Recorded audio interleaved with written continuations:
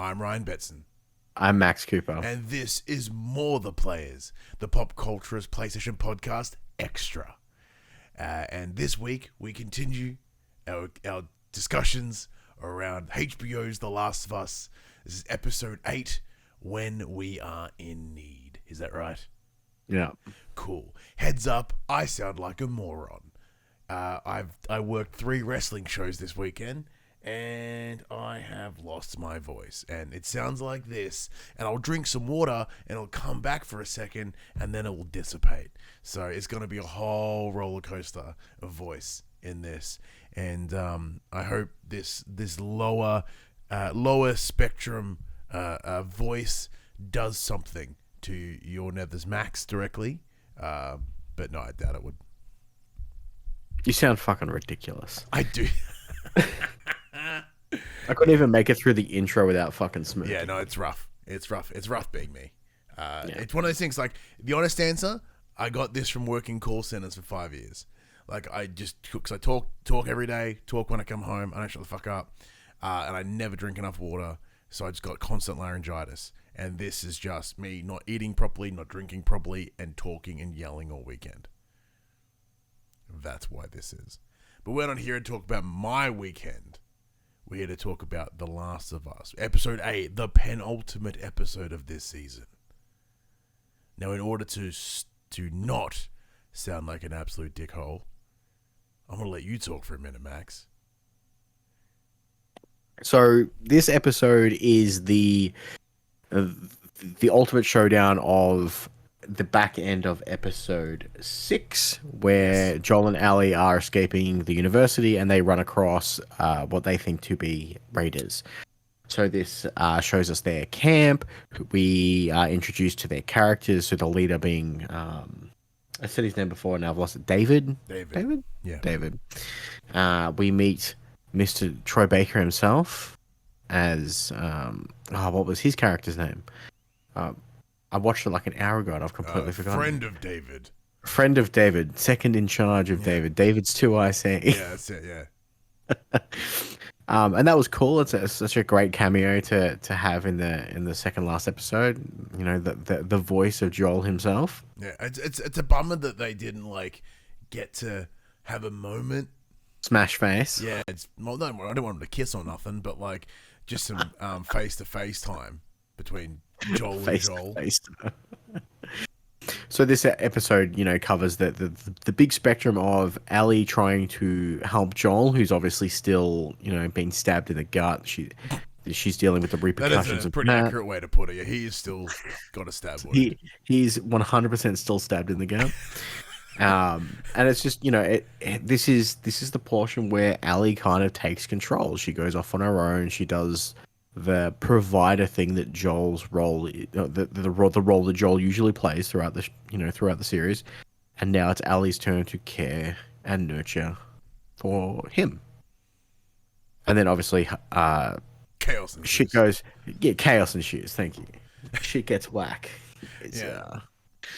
So where do you want to kick this off? Well, I guess even from the game standpoint, right? Like, we are in, like, the final act of the game, essentially. Yes. In that this is, you know, we have the turn where Joel's fucked, like, oh shit, what's going to happen here?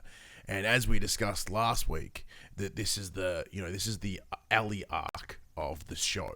We had the Joel arc, the Together arc, and now Ellie. And as you said, like, we in episode 7, we see Ellie front and center about her history.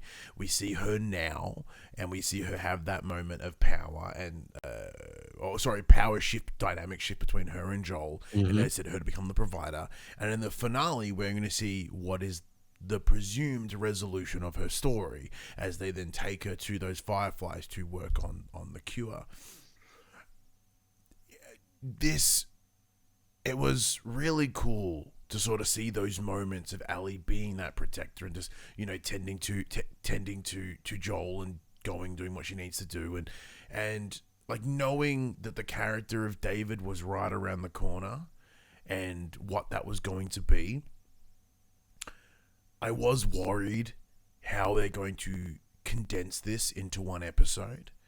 Because it is a shorter episode too. It's only 50 minutes, so it's not even as a longie compared to some previous ones. And like in the game, a lot happens in this time. So even though I still really enjoyed this episode, I did feel that a lot of its potential impact was lost by condensing it. Like, essentially, it is another episode that establishes a character and then takes them away. So it kind of has this weird, any major villain, quote unquote, we haven't really spent a lot of time with to make them seem like a threat.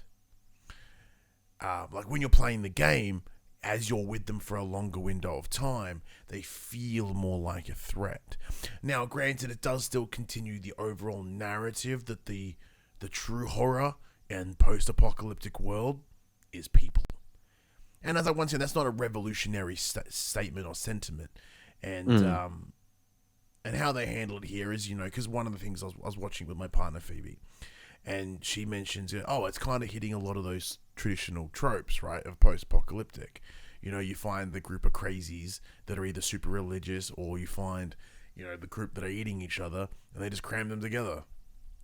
I'm like, yeah, true, technically, but like in as close to a real-world scenario, it's probably going to happen exactly like this. It's like stereotypes exist for a reason, because they can be accurate. But yeah, before we get into the more specifics, like overall, the episode's still really, really good. Bella Ramsey shines in this. I think she did a really good job. Joel was sort of incapacitated for most of it and sort of peaked his way at the end. The gentleman that played David was really good. And if you watch the subtleties within his performance, it does have this really weird line between the very calm spoken, like, sociopath / psychopath mixed with the anger, and the way he approaches or discussed his approach to post-apocalyptic time was very interesting as a concept to explain like why he has chosen this path. And they set up very quickly this desolate community that he's established. But yeah, what's your thoughts? Much the same as you. One of my favorite segments was that it's very early on in the episode where Ellie is out hunting, and she comes across David and his lieutenant, and they have that one-on-one conversation while Joel Baker's character goes to get the medicine, and they're having that conversation. Baker, not Joel Baker. Troy Baker. Sorry. He's Joel, but yes. He is Joel, yeah. Anyway, the conversation that they're having, where he clearly knows exactly who Ellie is the whole time. That was a good turn. Like, and he has this slight menacing feeling towards him that whole time. And like, you can see Ellie slowly slip and drop her guard as that conversation progresses, until the oh shit moment where he makes the comment of, this person's father died. He had a girl just like you. And then all the puzzles pieced together. And we would come to learn that he was killed by a man with a young daughter, with a young girl, just like you. So there was some very awesome moments like that, and then the other side, I think I made the comment of, I've never seen penicillin work so goddamn fast in my life. Oh, or just stabbing a wound with it. One of the other great. It was very video gamey. They might as well have just like wrapped it in bandages or spilled like Resident Evil. Just eaten a green herb. He would have been all right. The other section that I really liked that kind of made me chuckle a little bit was as David and his posse come into the town searching for Ellie and Joel. Allie's like, I'm gonna lead them away. She puts a knife in Joel's hand. She's like, don't you fucking fall asleep. Someone comes down here, you kill them. Don't fall asleep. And then she moves all the stuff, blocks him in, and tries her best to once again, play that role of protector for Joel, and lead them astray. So there was some really cool bits, and then obviously the finale to this episode itself. But yeah, there's a lot of like little subtle things in like very quickly, the show doesn't bury the lead about the cannibalism all that well. Like it just. Oh, I don't know. They were clearly eating venison. Like the guy said, it was venison. Yeah, why? Clearly, that's what it was. What the major the 25-second pause? He's like, venison, and like the woman's like, it's fucking people in it. It's Soylent Green. Spoilers. Long pig. Yeah. Yeah, it's yeah, they didn't like. It was subtle enough, but not really at all. It was like it's like when are we going to bury him? It's too cold. Yeah, spring. Fuck it. Spring. Well, my first risk, because I couldn't remember. Like, I don't remember a lot of the specifics of this part of the game. I was like, oh, is his dad? Like, is her dad some like the idea of like very similar to say the QZs when they got taken over, right? Like his father, like I was going to be hanging from a light post or something.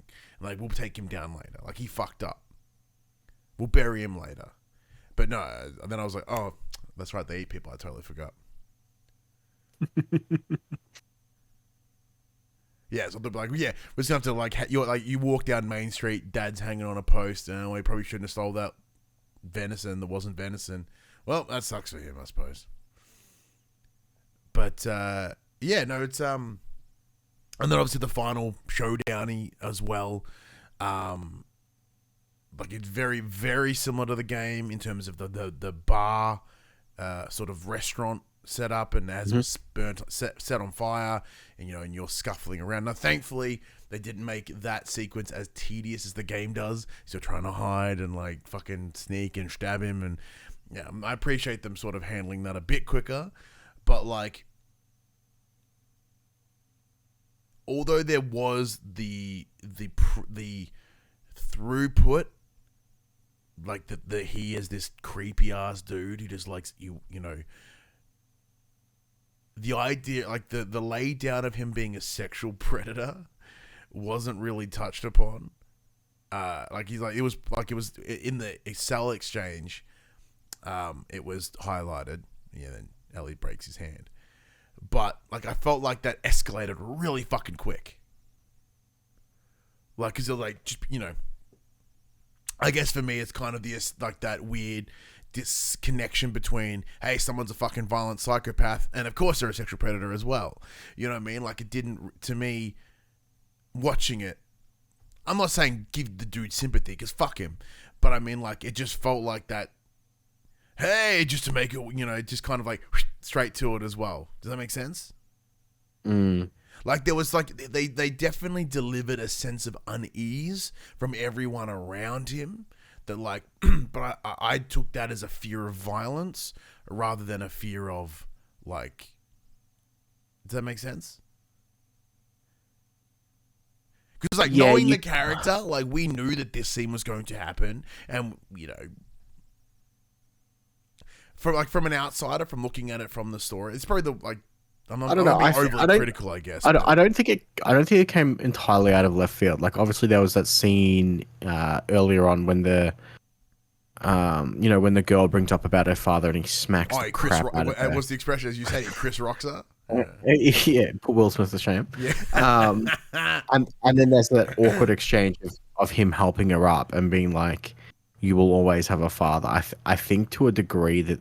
Yeah, no, was kind of shown. Yeah, because I took that as like threat of violence, like I am the authority, not like a predatory thing. Yeah, I don't know if I was just putting that in place, knowing the character. Unless he was like, you will always have a daddy, and that would be a bit fucked. But because obviously the mother makes quite an interesting face at that time, not just this guy smacked the crap out of my kid. Yeah, he's like, oh, I don't want to have to eat I don't have to cook my daughter, is I think the face she was making.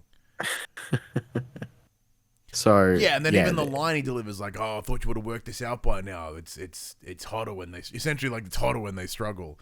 I was like, I get look what you said. We know the character, and it works for that scene. in the game. To me, it felt like an escalation. Like, if they just went, this dude's a fucking violent piece of shit, I think it would have landed a little bit better. Swerving straight, like, once again, knowing it's part of the character in the game, but because they didn't, I feel they didn't, it feels like not shoehorn, it feels too cliche. I think that's my problem. It fits the cliche too hard. I didn't have a problem with him. Not that I want like stories fleshed out to, hey, make sure you show this sexual predator in like a good light. No, fuck that. I'm just trying to like it just. I don't know, the line that felt a bit much for me wasn't that made it that awkward sexual predator type thing. Wasn't I like the struggle, because just him being violent, he could enjoy people fighting back. Like, that doesn't inherently make it. But then he tried to pull his wang out. So it was what did he say? It's love is something. Oh, I missed that at the end.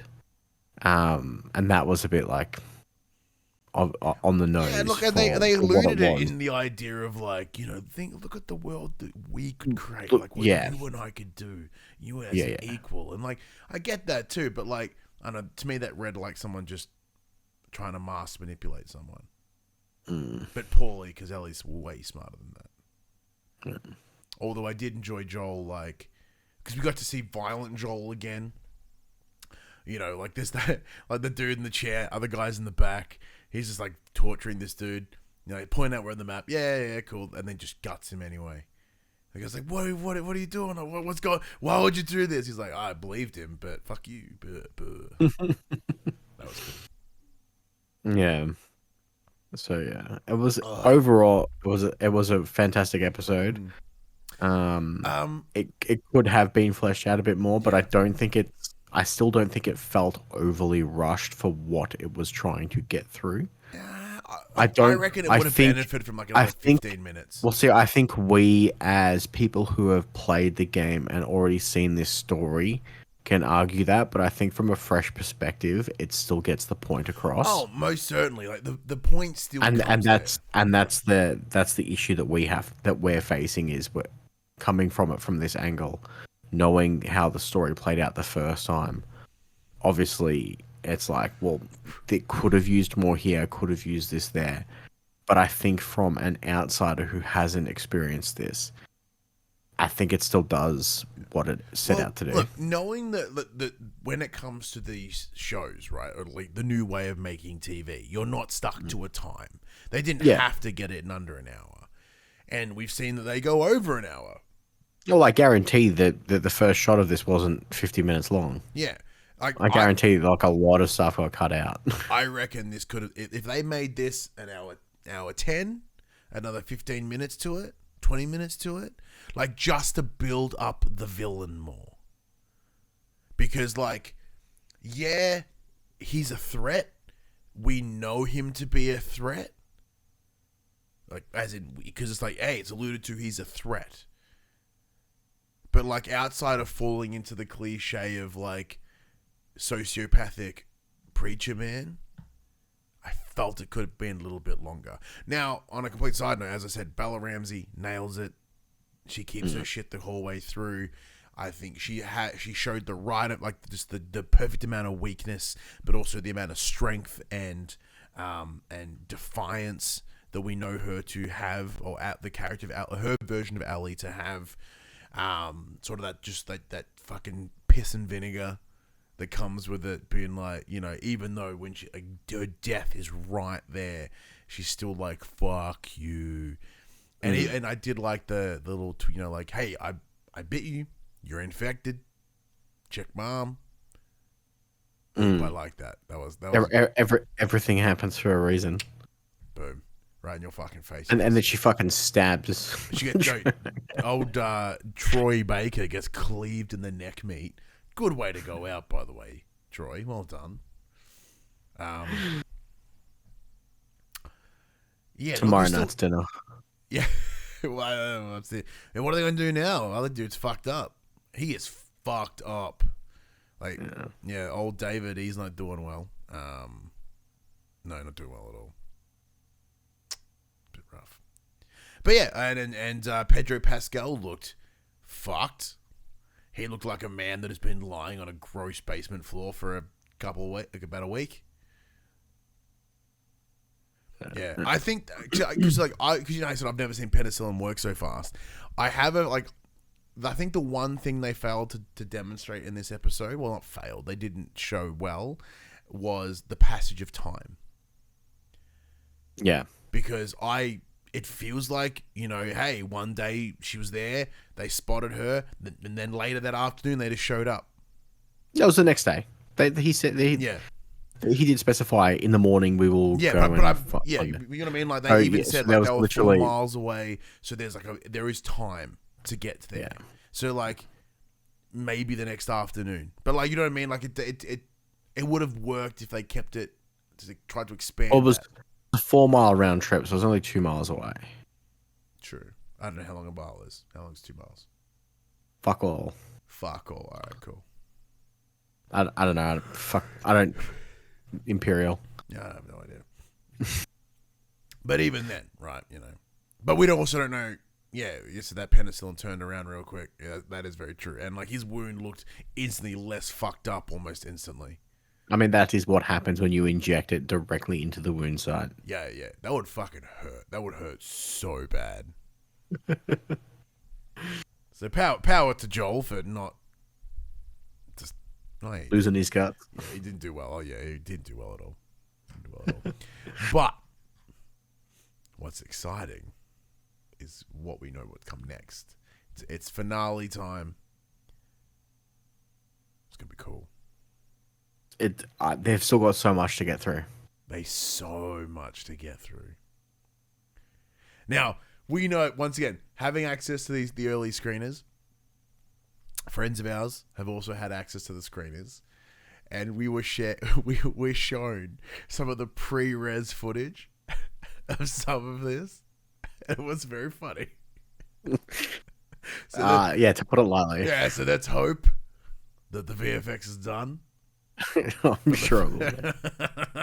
Because a very impactful moment wasn't all that impactful.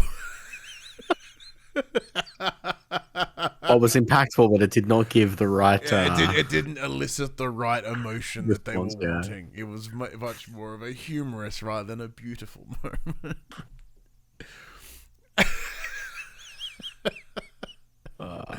I'm very excited for the finale, and we will be recording that one live. So if you want to check it out, probably around 9 o'clock on Monday evening, we'll do a recording live. We normally do go live at 8, but like with the world and just existing, we have to watch it. I have to watch it after work. You've got to watch it once your kid goes to bed. So a bit later is always the safer bet. So what's your overall thoughts on this episode, Max, before we send it home? That was another banger. Yeah. They have done such a good job with all of these. I know we've been saying that every week, every other episode, that they truly have all been fantastic. It has been such a great adaptation from interactive medium to non-interactive medium. They've done a fantastic job, and I can't wait to see what they do with the finale, because I did not watch it. Yeah, I haven't watched it either, so we'll be watching it live with everyone else, which will be exciting. Now, so did I enjoy the episode? Most definitely. It's probably the one that I'm most critical of out of all of them. But once again, like, if they're all brilliant, which they are, one that's not just as brilliant, still pretty brilliant. Like, it's still very, very good. But it's just it's probably the one that, like, it's not the worst. Oh, is it the worst? Worst, quote unquote? I don't know. Hey, what would be the worst one so far?